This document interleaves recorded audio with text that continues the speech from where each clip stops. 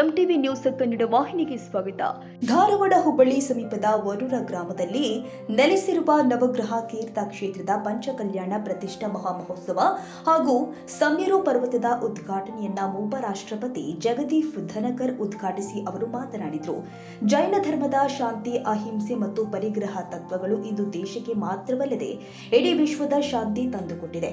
ಇಂತಹ ಧರ್ಮದ ಕಾರ್ಯಕ್ಕೆ ಬಂದಿದ್ದು ನನ್ನ ಪುಣ್ಯ ಎಂದಿದ್ದಾರೆ.